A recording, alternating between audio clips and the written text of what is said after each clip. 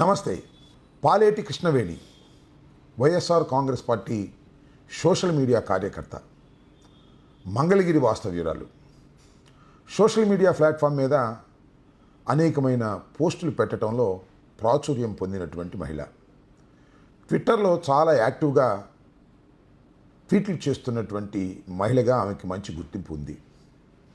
ఆమెను నిన్న సాయంత్రం నాగోల్, హైదరాబాద్లో అరెస్ట్ చేశారు. దాచేపల్లి పోలీస్ స్టేషన్కి తీసుకొచ్చారు. దాచేపల్లి పోలీస్ స్టేషన్లో విచారణ చేస్తున్నారు.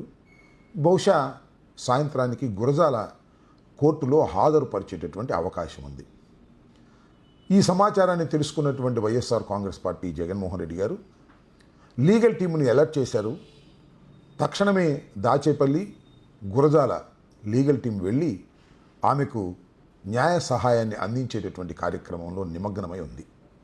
అసలు పాలేటి కృష్ణవేణిని ఎందుకు అరెస్ట్ చేశారు, కారణం ఏమిటి, ఆమె చేసిన తప్పేమిటి అనే దాని మీద మనం ఇక్కడ కొద్దిగా చర్చించుకోవాలి. పాలేటి కృష్ణవేణి ఒరిజినల్గా తెలుగుదేశం పార్టీలో కొంతకాలం పనిచేసింది. ఆ తర్వాత ఎన్నికలకు ముందే వైఎస్ఆర్ కాంగ్రెస్ పార్టీలో చేరింది. వైఎస్ఆర్ కాంగ్రెస్ పార్టీ కోసం కృషి చేసినటువంటి కుటుంబం. ఆమె భర్త రాజ్కుమార్ వైఎస్ఆర్ కాంగ్రెస్ పార్టీకి గెలవడం కోసం మంగళగిరిలో తన శక్తిని వినియోగించడానికి ప్రయత్నం చేశాడు. బహుశా దీన్ని దృష్టిలో పెట్టుకునేమో ఎన్నికలు అయిపోయాయి, తెలుగుదేశం పార్టీ అధికారంలోకి వచ్చింది. ఇంకా చంద్రబాబు నాయుడు గారు ప్రమాణ స్వీకారం చేయకముందే చిలకలూరిపేట దాటి వారి అత్తగారింటికి వెళితే అక్కడ రాజ్కుమార్ను పట్టుకొని లాక్కొచ్చి కిడ్నాప్ చేసి మంగళగిరి సమీపంలో దారుణంగా కొట్టారు. కొట్టడంతో పాటు లోకేష్ గారి ఫోటో ముందు మోకాళ్ళ దండ వేయించి దండం పెట్టించేటటువంటి కార్యక్రమం చేసి చాలా క్రూరంగా వ్యవహరించారు. ఇది ఆ రోజున సోషల్ మీడియాలో వైరల్ అయినటువంటి విషయాన్ని కూడా బహుశా మీకు గుర్తుండే ఉంటుంది. అంత దారుణంగా పాలేటి కృష్ణవేణి భర్తని కొట్టి హింసించారు. దాని మీద కేసు పెట్టారనుకోండి, మీ అందరికీ తెలుసు కదా మనం కేసులు పెడితే ఏ విధంగా పోలీసులు రియాక్ట్ అవుతారో. ఇది వారికి ఉన్న చిన్న నేపథ్యం. ఆ తర్వాత వీరిని వేధిస్తారని, వీరిని కొడతారని, వీరిని పోలీసులు హింసిస్తారనేటువంటి ఉద్దేశంతో మన ప్రాంతంలో ఉండటంలా పిల్లల్ని కూడా తీసుకొని హైదరాబాద్ వెళ్ళి హైదరాబాద్లో పిల్లల్ని చదివించుకునేటటువంటి కార్యక్రమంలో చేస్తున్న ట్విట్టర్లో మాత్రం చాలా యాక్టివ్గా ఉంటున్నారు ఈ కృష్ణవేణి గారు. అయితే ఈ మధ్యకాలంలో వెంకయ్యనాయుడు గారి ఇంట్లో ఫంక్షన్ జరిగింది. బహుశా వారి మనవడి నిశ్చితార్థం అనుకుంటాను.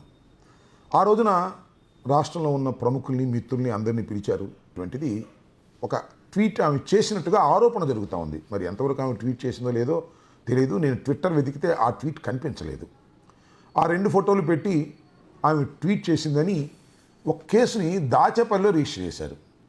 జరిగిందేమో వెంకయ్యనాయుడు గారి ఇంట్లో సంఘటన, ట్వీట్ చేసిందేమో హైదరాబాద్ నుంచి, కేసు పెట్టిందేమో దాచేపల్లిలో 1/3/2025లో దాచేపల్లి పోలీస్ స్టేషన్లో కేసు రిజిస్టర్ చేశారు దీని మీద. ఆ కేసులో ఇవాళ అరెస్ట్ చేశారు. ఈ మధ్యలో ఇంకోటి జరిగింది ఏంటంటే, ఏబి వెంకటేశ్వరరావు గారు ఈ మధ్యన కార్యక్రమం చేసినప్పుడు ఈ కృష్ణవేణి గారు కూడా తన ట్వీట్లో ఏం చెప్పిందంటే, నేను చర్చకు సిద్ధం, నీ సవాల్ను స్వీకరిస్తున్నాను, ప్లేస్ చెప్పు, టైం చెప్పు, నేను వచ్చి నీతో చర్చకు సిద్ధంగా ఉన్నానని ప్రతి సవాలు విసిరింది. బహుశా అది కూడా చూసిన తర్వాత మరింత కోపం వచ్చి ఉంటుంది తెలుగుదేశం వారికి.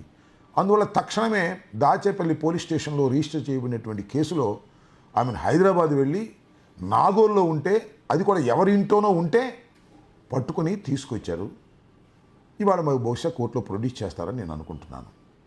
ఇలా ఒక దారుణంగా ఒక చిన్న సంఘటనలు ట్విట్టర్లో పోస్ట్ చేసినటువంటి సంఘటనల మీద కేసులు పెట్టి వేధించేటటువంటి కార్యక్రమం చేస్తున్నారు. మరి వాళ్ళు ట్విట్టర్లో ఎన్ని పెడుతున్నారు, ఎన్ని పోస్టులు పెడుతున్నారు, ఎంత అసహ్యంగా మాట్లాడుతున్నారు, జగన్మోహన్ రెడ్డి గారిని ఎంత అసహ్యంగా మాట్లాడుతున్నారు, దాని మీద మాత్రం ఏ విధమైన యాక్షన్ పోలీసు వారు తీసుకోరు. మొన్న చిత్రం ఏంటంటే, మాజీ ఎంపీ గోరంట్ల మాధవ్ ఉన్నాడు కదా, మాధవ్ మొన్న ప్రెస్ మీట్లో నారా లోకేష్ గురించి ఒక వ్యాఖ్య చేసి దాని మీద కూడా కేసు పెట్టారు. ఆ వ్యాఖ్య ఏమిటి అంటే, ఆడవారికి అక్క కాదు, మగవారికి బావ కాదు, లోకేష్ ఇలా పొలిటికల్ వ్యాఖ్యలు చేసినప్పుడు కూడా కేసులు పెట్టి వేధించాలనేటువంటి ప్రయత్నం చేస్తున్నారు. ఇది చాలా దుర్మార్గమైనటువంటి అంశం.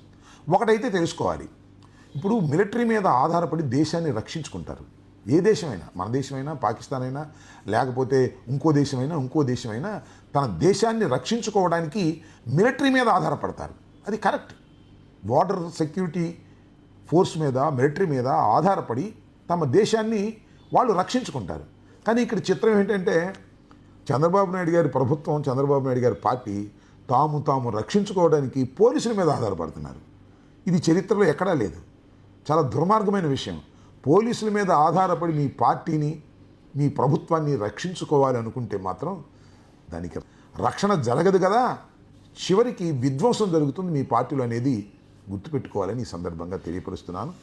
ఇలాంటి సంఘటనలు ప్రతి వారు ఖండించాలని, కృష్ణవేణి కుటుంబానికి వైఎస్ఆర్ కాంగ్రెస్ పార్టీ అండగా ఉంటుందని, లీగల్ టీం తక్షణమే వెళ్ళి వారికి లీగల్ సహాయాన్ని అందిస్తుందని ఈ సందర్భంగా తెలియపరుస్తున్నాను.